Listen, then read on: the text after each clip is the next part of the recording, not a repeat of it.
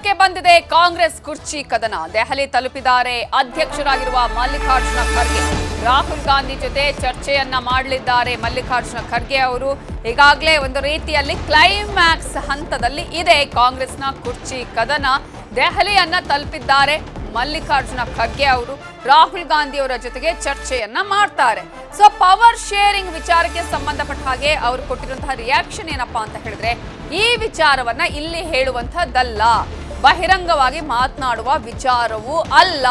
ರಾಹುಲ್ ಗಾಂಧಿ ಅವರ ಜೊತೆಗೆ ಮೀಟಿಂಗ್ ವೇಳೆ ನಾನು ಈ ಎಲ್ಲಾ ವಿಚಾರಗಳಿಗೆ ಸಂಬಂಧಪಟ್ಟ ಹಾಗೆ ಚರ್ಚೆಯನ್ನ ಮಾಡ್ತೇನೆ ಅಂತ ಹೇಳಿ ದೆಹಲಿಯಲ್ಲಿ ಎಐಸಿಸಿ ಅಧ್ಯಕ್ಷರಾಗಿರುವ ಮಲ್ಲಿಕಾರ್ಜುನ ಖರ್ಗೆ ಅವರು ಹೇಳಿಕೆಯನ್ನ ಕೊಟ್ಟಿದ್ದಾರೆ. ಇನ್ನು ಬೆಂಗಳೂರಿನಿಂದ ದೆಹಲಿಗೆ ತೆರಳಿದ್ದಾರೆ ಖರ್ಗೆ. ಕುತೂಹಲ ಮೂಡಿಸಿದೆ ಕಾಂಗ್ರೆಸ್ ಹೈಕಮಾಂಡ್ನ ನಡೆ. ಈಗಾಗಲೇ ರಾಹುಲ್ ಗಾಂಧಿ ಅವರು ಸೂಚನೆಯನ್ನ ಕೊಟ್ಟಿದ್ರು ಮಲ್ಲಿಕಾರ್ಜುನ ಖರ್ಗೆ ಅವರಿಗೆ, ಏನಾಗಿದೆ, ಯಾವ ರೀತಿಯಾಗಿ ಈ ಒಂದು ಕಚ್ಚಾಟ ನಡೀತಾ ಇದೆ ಅದನ್ನ ಶಮನಗೊಳಿಸಿ ಅನ್ನುವಂತಹ ಒಂದು ವಿಚಾರವನ್ನ ಹೇಳಿದ್ರು. ಅದೇ ಕಾರಣಕ್ಕಾಗಿ ಬೆಂಗಳೂರಿಗೆ ಬಂದಿದ್ರು ಎಐಸಿಸಿ ಅಧ್ಯಕ್ಷರಾಗಿರುವ ಮಲ್ಲಿಕಾರ್ಜುನ ಖರ್ಗೆ. ಸಿದ್ದರಾಮಯ್ಯ ಅವರ ಜೊತೆ ಆಲ್ಮೋಸ್ಟ್ 1 ಗಂಟೆಗಳ ಕಾಲ ಮಾತಾಡಿದ್ದಾರೆ. ಈ ಎಲ್ಲಾ ಬೆಳವಣಿಗೆಗಳ ಬಗ್ಗೆ ಚರ್ಚೆಯನ್ನ ಮಾಡಿದ್ದಾರೆ. ಜೊತೆಗೆ ಸಿದ್ದರಾಮಯ್ಯ ಅವರ ಬಣ, ಅವರ ಆಪ್ತ ಶಾಸಕರು, ಸಚಿವರುಗಳು, ಡಿಕೆಶಿ ಬಣ, ಹೀಗೆ ತಟಸ್ಥ ಬಣ ಎಲ್ಲರ ಜೊತೆ ಕೂಡ ಅಭಿಪ್ರಾಯವನ್ನ ಸಂಗ್ರಹ ಮಾಡಿದ್ದಾರೆ.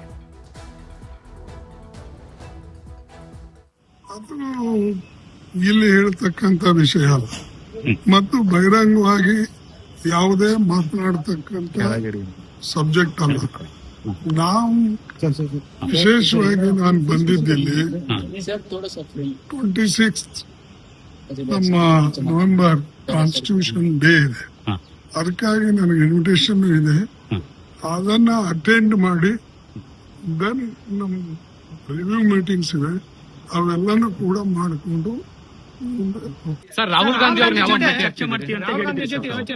ನೋಡಿ, ಅವರು ನಿಮ್ಗೆಲ್ಲರಿಗೂ ಗೊತ್ತಿದೆ ಅಧ್ಯಕ್ಷರು ಎಲ್ಲಿ ಹೋಗಿ ಚರ್ಚೆ ಮಾಡೋದು. ಮೀಟಿಂಗ್ ಆದ್ರೆ ಚರ್ಚೆ ಮಾಡ್ತಾರೆ. ರಾಜ್ಯ ಕಾಂಗ್ರೆಸ್ನಲ್ಲಿ ನಾಯಕತ್ವ ಬಿಕ್ಕಟ್ಟು ವಿಚಾರಕ್ಕೆ ಸಂಬಂಧಪಟ್ಟ ಹಾಗೆ ರಾಹುಲ್ ಜೊತೆ ಸಚಿವ ಪ್ರಿಯಾಂಕ್ ಖರ್ಗೆ ಸಭೆಯನ್ನ ಮಾಡಿದ್ದು ದಿಲ್ಲಿಯಲ್ಲಿ 1-to-1 ಮಾತುಕತೆಯನ್ನ ನಡೆಸಲಾಗಿದೆ. ಈಗಾಗಲೇ ರಾಜ್ಯ ಕಾಂಗ್ರೆಸ್ನಲ್ಲಿ ಬಣಜಗಳ ಜೋರಾಗ್ತಾ ಇದೆ. ಅದರಲ್ಲೂ ಅಧಿಕಾರ ಹಂಚಿಕೆಯ ವಿಚಾರಕ್ಕೆ ಸಂಬಂಧಪಟ್ಟ ಹಾಗೆ ಕೆಲವರು ಸಿದ್ದರಾಮಯ್ಯ ಪರವಾಗಿ ಬ್ಯಾಟ್ ಬೀಸಿದ್ರೆ, ಇನ್ನು ಕೆಲವರು ಡಿಕೆಶಿ ಪರವಾಗಿ ಈಗಾಗಲೇ ಡೆಲ್ಲಿಯಲ್ಲಿ ಬೀಡ್ ಬಿಟ್ಟಿದ್ದಾರೆ. ಇಂತಹ ಸಂದರ್ಭದಲ್ಲಿ ರಾಹುಲ್ ಗಾಂಧಿ ಜೊತೆಗೆ ಸಚಿವ ಪ್ರಿಯಾಂಕ್ ಖರ್ಗೆ ಮಾತನಾಡಿದ್ದಾರೆ. 1-to-1 ಮಾತುಕತೆ. ಪ್ರಸಕ್ತ ವಿದ್ಯಮಾನಗಳ ಬಗ್ಗೆ 1 ಗಂಟೆಗೂ ಹೆಚ್ಚು ಕಾಲ ಚರ್ಚೆಯನ್ನ ಮಾಡಿದ್ದಾರೆ. ರಾಹುಲ್ ಅತ್ಯಾಪ್ತ ಶ್ರೀವತ್ಸ ಜೊತೆಗೂ ಪ್ರಿಯಾಂಕ್ ಖರ್ಗೆ ಚರ್ಚೆಯನ್ನ ನಡೆಸಿದ್ದಾರೆ. ದೆಹಲಿಯ ಸೋನಿಯಾ ಗಾಂಧಿ ನಿವಾಸದಲ್ಲಿ ಭೇಟಿ ಮಾಡಿದ್ದಾರೆ ಪ್ರಿಯಾಂಕ್ ಖರ್ಗೆ ಅವರು. ಅದರಲ್ಲೂ ಪ್ರಮುಖವಾಗಿ ರಾಹುಲ್ ಗಾಂಧಿ ಅವರ ಜೊತೆಗೆ ಈ ಮಾತುಕತೆ ಸೋನಿಯಾ ಗಾಂಧಿ ಅವರ ನಿವಾಸದಲ್ಲಿ ನಡೆದಿದೆ. ರಾಹುಲ್ ಅತ್ಯಾಪ್ತ ಶ್ರೀವತ್ಸ ಅವರ ಜೊತೆಗೂ ಮಾತುಕತೆಯನ್ನ ಮಾಡಿದ್ದಾರೆ. ಈಗ ಇರುವಂತಹ ಕುತೂಹಲ, ಪ್ರಿಯಾಂಕ್ ಖರ್ಗೆ ಅವರನ್ನ ಏನೆಲ್ಲ ಕೇಳಿದ್ರು, ಏನೆಲ್ಲ ಚರ್ಚೆ ಆಗಿದೆ, ಪ್ರಿಯಾಂಕ್ ಖರ್ಗೆ ಅವರನ್ನ ಇದೀಗ ರಾಹುಲ್ ಗಾಂಧಿ ಮೀಟ್ ಮಾಡಿರೋದು ಯಾಕೆ, ಪ್ರಿಯಾಂಕ್ ಖರ್ಗೆ ಅವರು ಏನು ಹೇಳಿದ್ದಾರೆ ಈ ವಿಚಾರಕ್ಕೆ ಸಂಬಂಧಪಟ್ಟ ಹಾಗೆ, ಇವೆಲ್ಲದರ ಬಗ್ಗೆ ಕೂಡ ಸಾಕಷ್ಟು ಕುತೂಹಲ ಇದೆ. ಈಗಾಗಲೇ ಸೋನಿಯಾ ಗಾಂಧಿ ಅವರ ನಿವಾಸದಲ್ಲಿ ಇಲ್ಲಿನ ಪ್ರಸಕ್ತ ವಿದ್ಯಮಾನಗಳ ಕುರಿತಾಗಿ 1 ಗಂಟೆಗೂ ಹೆಚ್ಚು ಕಾಲ ಮಾತನಾಡಿದ್ದಾರೆ ಪ್ರಿಯಾಂಕ್ ಖರ್ಗೆ ಅವರು.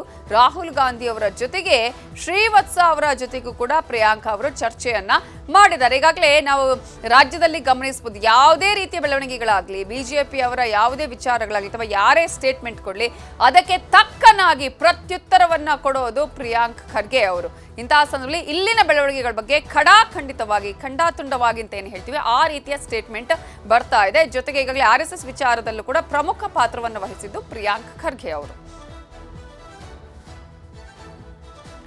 ಇದೇ ವಿಚಾರಕ್ಕೆ ಸಂಬಂಧಪಟ್ಟ ಹಾಗೆ ಇನ್ನಷ್ಟು ಡೀಟೇಲ್ಸ್ ಅನ್ನ ಕೊಡೋದಕ್ಕೆ ನಮ್ಮ ರಿಪೋರ್ಟರ್ ಕಾರ್ತಿಕ್ ಈಗ ನೇರ ಸಂಪರ್ಕದಲ್ಲಿ ಜಾಯ್ನ್ ಆಗಿದ್ದಾರೆ. ಕಾರ್ತಿಕ್, ಈಗಾಗಲೇ ರಾಹುಲ್ ಗಾಂಧಿ ಅವರನ್ನ ಮೀಟ್ ಮಾಡಬೇಕು ಮಲ್ಲಿಕಾರ್ಜುನ ಖರ್ಗೆ ಅವರು, ರಿಪೋರ್ಟ್ ಅನ್ನ ಕೂಡ ಕೊಡ್ತಾರೆ. ಏನಾಗುತ್ತೆ ಅನ್ನುವ ಕುತೂಹಲ, ಏನಾಗಬಹುದು ಅನ್ನುವಂತಹ ಚರ್ಚೆಗಳು ನಡೀತಾ ಇರುವ ಸಂದರ್ಭದಲ್ಲಿ ಪ್ರಿಯಾಂಕ್ ಖರ್ಗೆ ಅವರು ರಾಹುಲ್ ಗಾಂಧಿ ಅವರನ್ನ ಭೇಟಿ ಮಾಡಿದ್ ಯಾಕೆ, ಈ ಒಂದು ಮೀಟಿಂಗ್ ನ ಹಿನ್ನೆಲೆ ಮರ್ಮ ಏನು, ಏನೆಲ್ಲ ಲೆಕ್ಕಾಚಾರಗಳು ಇದರ ಹಿಂದೆ ಇದೆ? ನವಿತಾ ಜೈನ್, ರಾಜ್ಯದಲ್ಲಿ ಏನು ನಾಯಕತ್ವ ಬದಲಾವಣೆ ಕುರಿತಂತೆ ಸಾಕಷ್ಟು ಚರ್ಚೆಗಳಿರುವಂಥ ಸಂದರ್ಭದಲ್ಲಿ ಈಗ ಮಲ್ಲಿಕಾರ್ಜುನ್ ಖರ್ಗೆ ಅವರು ರಾಜ್ಯಕ್ಕೆ ಆಗಮಿಸಿ 3 ದಿನಗಳ ಕಾಲ ಇದ್ದು ಸಾಕಷ್ಟು ನಾಯಕರನ್ನು ಭೇಟಿ ಮಾಡಿ ಅವರೆಲ್ಲರಿಂದಲೂ ಕೂಡ ಅಭಿಪ್ರಾಯ ಸಂಗ್ರಹಿಸುವಂಥ ಕೆಲಸವನ್ನು ಮಾಡಿದ್ದಾರೆ. ಇದರ ನಡುವೆ ಈಗ ಪ್ರಿಯಾಂಕ್ ಖರ್ಗೆ ಅವರು ಸಹಿತ ರಾಹುಲ್ ಗಾಂಧಿ ಅವರನ್ನ ಭೇಟಿ ಮಾಡಿ ಚರ್ಚೆಯನ್ನು ಮಾಡಿರುವಂಥದ್ದು. ಈ ಒಂದು ಚರ್ಚೆಯ ಹಿನ್ನೆಲೆಯನ್ನು ನೋಡೋದಾದರೆ ರಾಹುಲ್ ಗಾಂಧಿ ಅವರು ಹೆಚ್ಚಿನ ಪ್ರಮಾಣದಲ್ಲಿ ಪ್ರಿಯಾಂಕ್ ಖರ್ಗೆ ಅವರಿಂದ ರಾಜ್ಯ ರಾಜಕಾರಣದ ಕುರಿತಂತೆ ಸಾಕಷ್ಟು ಮಾಹಿತಿಗಳನ್ನು ಕೂಡ ಪಡೆದಿದ್ದಾರೆ ಅನ್ನುವಂಥದ್ದು ಈಗ ಗೊತ್ತಾಗ್ತಾ ಇರತಕ್ಕಂಥ ಮಾಹಿತಿ. ಪ್ರಮುಖವಾಗಿ ಸಿಎಂ ಸಿದ್ದರಾಮಯ್ಯನವ್ರನ್ನ ಈ ಒಂದು ಸಿಎಂ ಸ್ಥಾನದಿಂದ ಕೆಳಗಿಳಿಸಿದರೆ ಸಾಧಕ ಬಾಧಕಗಳೇನು ಅನ್ನುವಂಥ ವಿಚಾರವಾಗಿಯೂ ಕೂಡ ಮಾಹಿತಿಯನ್ನು ಪಡೆದುಕೊಂಡಿದ್ದಾರೆ. ಅದರ ಜೊತೆಗೆ ಸಿಎಂ ಡಿ.ಕೆ. ಶಿವಕುಮಾರ್ ಅವರನ್ನು ಸಿಎಂ ಸ್ಥಾನದಲ್ಲಿ ಕುಳಿಸಿದ್ರೆ ಏನೆಲ್ಲ ಆಗಬಹುದು, ಏನೆಲ್ಲ ಲಾಭಗಳಾಗಬಹುದು ಅಥವಾ ನಷ್ಟಗಳಾಗುವಂಥ ಸಾಧ್ಯತೆಗಳೇನಾದರೂ ಇದೆಯಾ, ಈ ಎಲ್ಲ ಆ್ಯಂಗಲ್ಗಳಿಂದಲೂ ಕೂಡ ಮಾಹಿತಿ ಸಂಗ್ರಹಿಸುವಂಥ ಕೆಲಸವನ್ನು ರಾಹುಲ್ ಗಾಂಧಿ ಅವರು ಮಾಡಿರುವಂಥದ್ದು.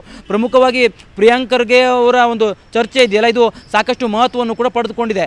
ನಿನ್ನೆ ಮಾತ್ರ ಬಿ.ಕೆ. ಹರಿಪ್ರಸಾದ್ ಅವರು ಭೇಟಿಯನ್ನು ಮಾಡಿದರು ರಾಹುಲ್ ಗಾಂಧಿ ಅವರನ್ನು, ಅಲ್ಲಿ ಸಾಕಷ್ಟು ಚರ್ಚೆಯನ್ನು ಕೂಡ ಮಾಡಿದರು. ಬಿ.ಕೆ. ಹರಿಪ್ರಸಾದ್ ಅವರ ಆಪ್ತ ಮೂಲಗಳು ಹೇಳಿರುವಂಥ ಪ್ರಕಾರ ಅದು ಹರಿಯಾಣ ರಾಜ್ಯದ ರಾಜಕಾರಣಕ್ಕೆ ಮಾತ್ರ ಸೀಮಿತ ಆಗಿತ್ತು ಅನ್ನುವಂಥದ್ದು. ಆದರೆ ಅದೆಲ್ಲವನ್ನು ಕೂಡ ನಾವು ಏಕಾಏಕಿ ಸ್ವೀಕರಿಸೋದಕ್ಕೆ ಆಗೋದಿಲ್ಲ, ಕೇವಲ ಒಂದು ಆ್ಯಂಗಲ್ನಲ್ಲಿ ತೆಗೆದುಕೊಳ್ಳೋದಕ್ಕೆ ಆಗೋದಿಲ್ಲ.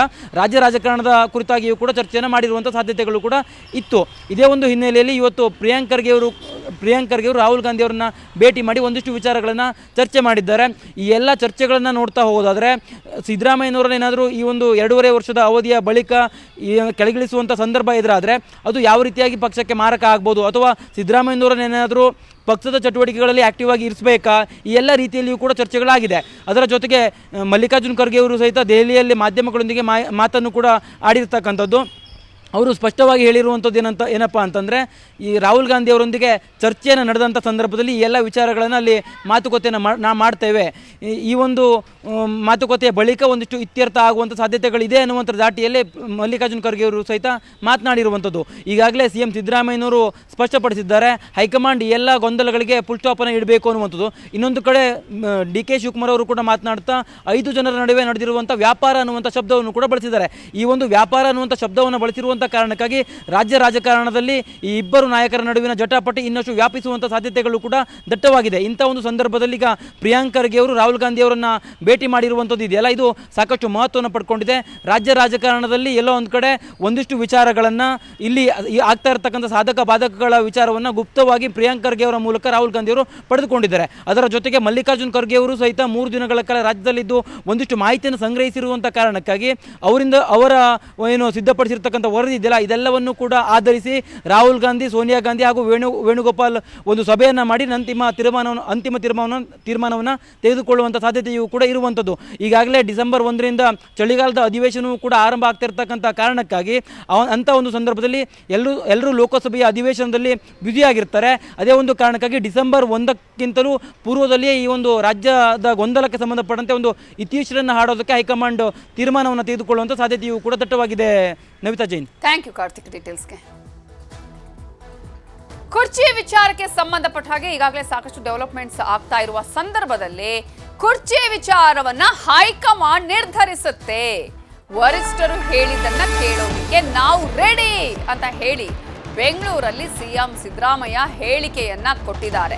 ಈಗ ಕಳೆದ ಕೆಲವು ದಿನಗಳ ಹಿಂದೆ ಕೊಡ್ತಾ ಇದ್ದಂತಹ ಸ್ಟೇಟ್ಮೆಂಟ್ಗೂ ಇದೀಗ ಸಿದ್ದರಾಮಯ್ಯ ಅವರ ಸ್ಟೇಟ್ಮೆಂಟ್ ಅಲ್ಲೂ ಕೂಡ ನಾವು ಗಮನಿಸಬೇಕು, ಹೈಕಮಾಂಡ್ ವಿಚಾರವನ್ನ ಹೇಳ್ತಾನೆ ಇದ್ದಾರೆ. ಆದ್ರೆ ಹೈಕಮಾಂಡ್ ಹೇಳಿದ್ರೆ ನಾವು ರೆಡಿ, ಅವ್ರು ಏನು ಹೇಳ್ತಾರೆ ಅದನ್ನ ಪಾಲಿಸೋದಕ್ಕೆ ನಾವು ರೆಡಿ ಅಂತ ಹೇಳ್ತಾ ಇದ್ದಾರೆ ಸಿದ್ದರಾಮಯ್ಯ ಅವರು. ಶಾಸಕರಿಗೆ ದೆಹಲಿಗೆ ಹೋಗುವ ಸ್ವಾತಂತ್ರ್ಯ ಇದೆ, ಎಲ್ಲಾ ಗೊಂದಲಗಳಿಗೆ ವರಿಷ್ಠರು ಫುಲ್ ಸ್ಟಾಪ್ ಇಡಬೇಕು, ಹೈಕಮಾಂಡ್ ಅನುಮತಿ ಕೊಟ್ರೆ ನಾನು ಸಂಪುಟವನ್ನ ಪುನಾರಚನೆ ಮಾಡ್ತೀನಿ ಅಂತ ಸಿದ್ದರಾಮಯ್ಯ ಹೇಳಿಕೆಯನ್ನ ಕೊಟ್ಟಿದ್ದಾರೆ.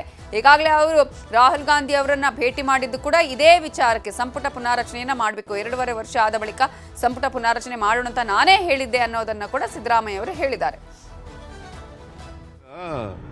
MLAಗಳು ಅವರು ಸ್ವಾತಂತ್ರ್ಯ ಇರ್ತದೆ, ಅವ್ರು ಏನು ಅಭಿಪ್ರಾಯ ಕೊಡ್ತಾರೆ ಅದನ್ನ ನೋಡೋಣ. ಜನ ultimately high command has to take a decision. High command ಏನು ಹೇಳ್ತದೆ ಹಂಗೆ ಕೇಳಲಿಕ್ಕೆ ಈಗ MLAಗಳು ಅವರು ಸ್ವಾತಂತ್ರ್ಯ ಇರ್ತದೆ, ಅವ್ರು ಏನು ಅಭಿಪ್ರಾಯ ಕೊಡ್ತಾರೆ ಅದನ್ನ ನೋಡೋಣ. ಜನ ultimately high command has to take a decision.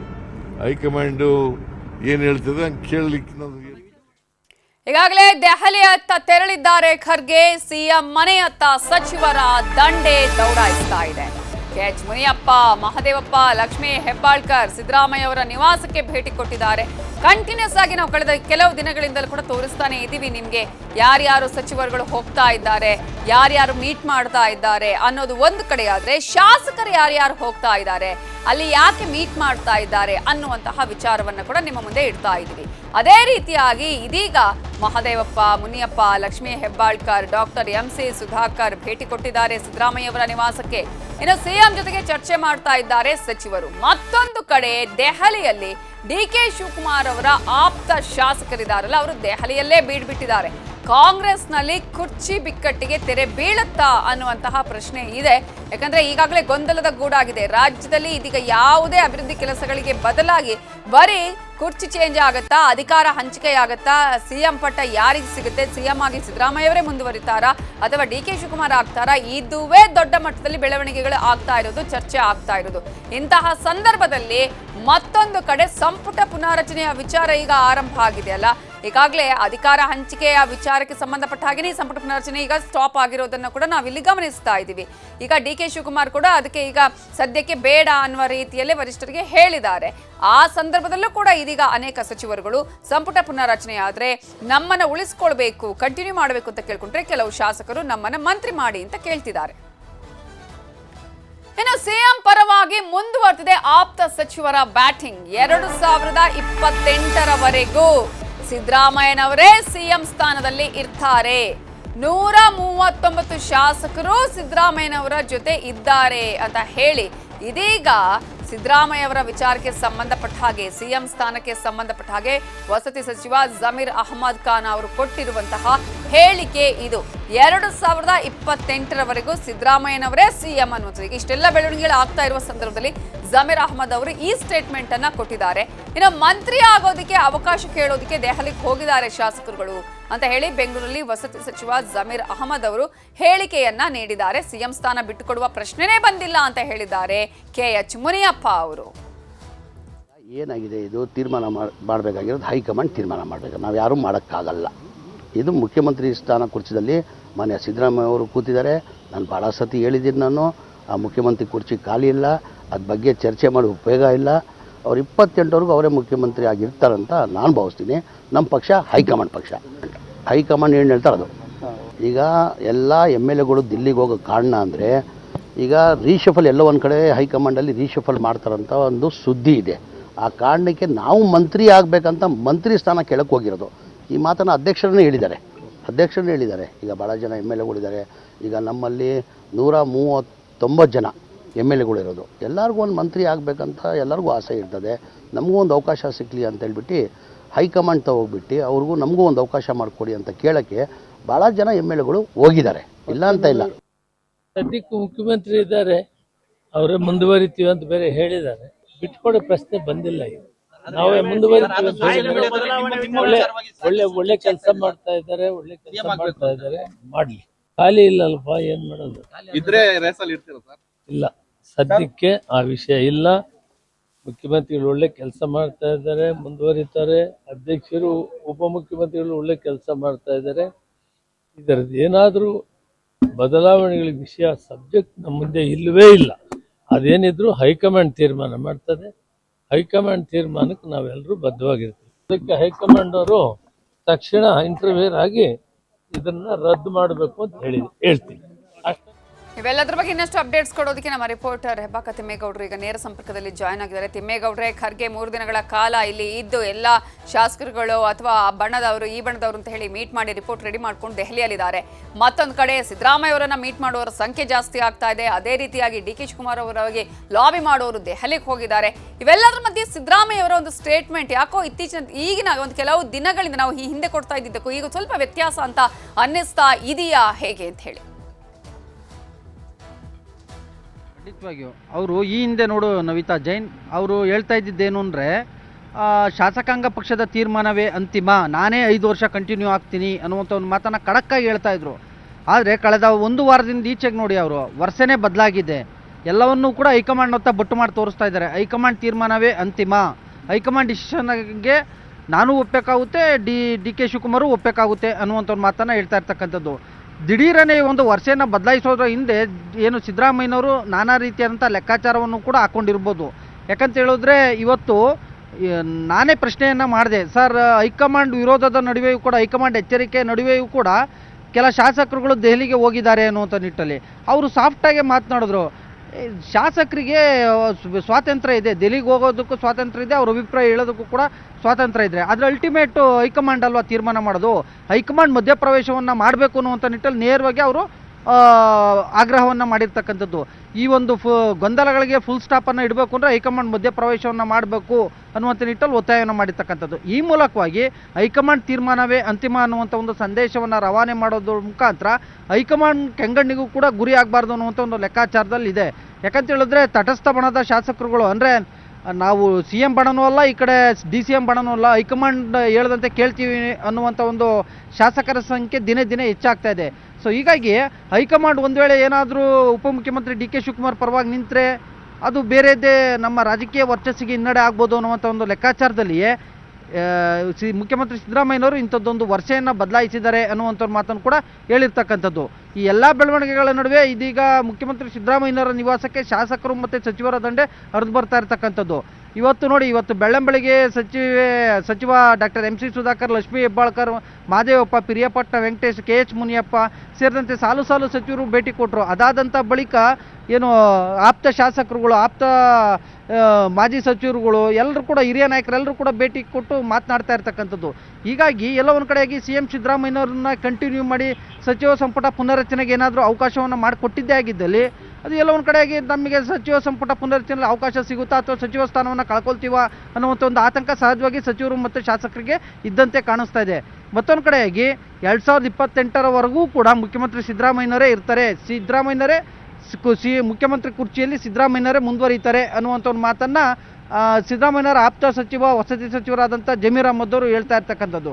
So ಹೀಗಾಗಿ ಎಲ್ಲ ಒಂದು ಕಡೆಯಾಗಿ ಹೈಕಮಾಂಡ್ ತಮ್ಮ ಪರವಾಗಿ ನಿಲ್ಬೋದು ಅಂದರೆ ಕಾಂಗ್ರೆಸ್ ಹೈಕಮಾಂಡ್ ರಾಹುಲ್ ಗಾಂಧಿಯವರವರು ಸಿ ಎಂ ಸಿದ್ದರಾಮಯ್ಯನವರ ಪರವಾಗಿ ನಿಲ್ಬೋದು ಅನ್ನುವಂಥ ಒಂದು ವಿಶ್ವಾಸದಲ್ಲಿ ಮುಖ್ಯಮಂತ್ರಿ ಆಪ್ತರು ಇದ್ದರೆ, ಅತ್ತ ಉಪಮುಖ್ಯಮಂತ್ರಿ ಡಿ ಕೆ ಶಿವಕುಮಾರ್ ಅವರ ಆಪ್ತರು ಹೇಗಾದರೂ ಮಾಡಿ ಅಧಿಕಾರ ಒಪ್ಪಂದದಂತೆ ಅಂದರೆ 2.5 ವರ್ಷ ಏನು ಪವರ್ ಶೇರಿಂಗ್ ವಿಚಾರದಲ್ಲಿ ನಡೆದಿದೆ ಎನ್ನಲಾದಂಥ ಒಂದು ಒಪ್ಪಂದಕ್ಕೆ ಸಂಬಂಧಪಟ್ಟಂತೆ ಹೈಕಮಾಂಡ್ ಗಮನವನ್ನು ಸೆಳೆಯುವಂಥ ಒಂದು ನಿಟ್ಟಲ್ಲಿಯೂ ಕೂಡ ನಾನಾ ರೀತಿಯಾದಂಥ ಒಂದು ತಂತ್ರಗಾರಿಕೆಯನ್ನು ಮಾಡಿರ್ತಕ್ಕಂಥದ್ದು. ಸೊ ಹೀಗಾಗಿ ಇವತ್ತು ದೆಹಲಿಗೂ ತೆರಳುವ ಮುನ್ನ ಅಂದರೆ ಮಲ್ಲಿಕಾರ್ಜುನ್ ಖರ್ಗೆ ಅವ್ರನ್ನ ದಿಢೀರನೇ ಭೇಟಿಯಾಗಿರ್ತಕ್ಕಂಥದ್ದು ಯಾರು ಉಪಮುಖ್ಯಮಂತ್ರಿ ಡಿ ಕೆ ಶಿವಕುಮಾರ್ ಅವರು.